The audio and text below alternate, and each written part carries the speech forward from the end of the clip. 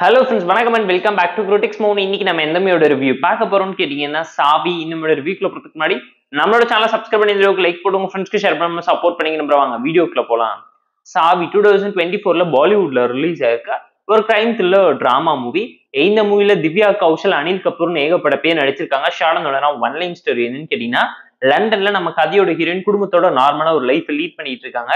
Husband ஒரு murder கேஸ்ல arrest பண்ணிட்டு போய் ஜெயில போட்டுறாங்க. எவிடன்ஸ் எல்லாம் அவருக்கு எதிராக இருக்க காரணத்தினால பெயில கூட எடுக்க முடியாம கஷ்டப்பட்டு இருக்கு. அந்த மாதிரி டைம்ல ஹீரோவை ஜெயில இருந்து இல்லீகலா வெளியே கொண்டாடுறதுக்காக என்னென்ன முயற்சி பண்றாங்க, இந்த பிரஷன் பிரேக்கை சக்சஸ்ஃபுல்லா பண்ணி முடிச்சாங்களா, ஹீரோயினுக்கு யாரு ஹெல்ப் பண்ணது, தமிழ்ல யமன் கிட்ட தாம் புருஷன் உயிரை போராடி வாங்கினா சாவித்திரியோட ஷார்ட் ஃபார்ம் தான் சாவின்னு சொல்லி அந்த நேமோட மீனிங்குமே ஜஸ்டிஃபை பண்ணி படமா அழகா கன்வே பண்ண தான் ட்ரை பண்ணிருக்காங்க.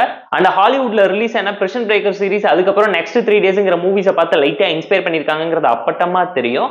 பெர்ஃபார்மன்ஸ் வைஸ் ஜஸ்டிஃபைங்கான பெர்ஃபார்மன்ஸ் எல்லாருமே சூப்பரா ப்ராப்பரா இம்ப்ரெஷன் ஒரு டோன்ல பேக் பண்ணி கொடுத்துட்டு போயிருக்காங்க. திவ்யா கௌஷல் இந்த மூவிக்கு பேக் போனா அமைச்சிருக்காங்கிறது அப்பட்டமா தெரியும். அனில் கபூரோட கேரக்டரைசேஷன் கிளைமேக்ஸ்ல தான் வச்சு ஜஸ்டிஃபை பண்ணிருக்காங்க.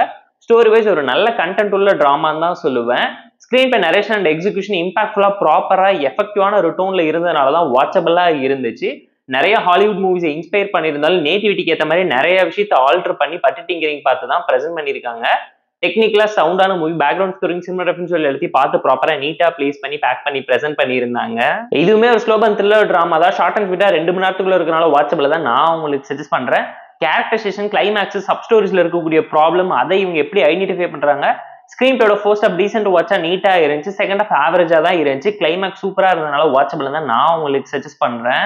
இந்த மூவியை தமிழ்ல ரீமேக் பண்ணா எந்த ஹீரோயின் ப்ராப்பரா சூட் ஆவாங்கிறத கமெண்ட்ல சொல்லுங்க. படத்துல லாஜிக்கல் ஃபுல்ஸ் மட்டும் அப்பட்டமா தெரியும். ஓவர் ஃபிக்ஷனலா போயிடுச்சு. ஆக்ஷன் டிராமாவா இன்னும் இன்ஃபுளுன்ஸ் பண்ணியிருந்தா நல்லா இருந்திருக்கும்.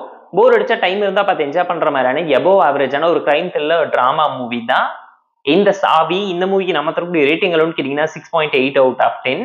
இந்த வீடியோ பிடிச்சா லைக் பண்ணி, கமெண்ட் பண்ணி, ஷேர் பண்ணி, சப்ஸ்கிரைப் பண்ணி சப்போர்ட் பண்ணி. இந்த வீடியோ பிடிக்கலாமா இருக்காம டிஸ்கிரிப்ஷன் கமெண்ட் பண்ணி. நம்ம டெலிகிராம் சேனலுக்கு லிங்க் டிஸ்கிரிப்ஷன் இருக்கு, ஜாயின் பண்ணிக்கோங்க. டெய்லி உங்க பீட்ஸ் உங்களுக்காக வந்துடும். டாடா bye, see you and love you all.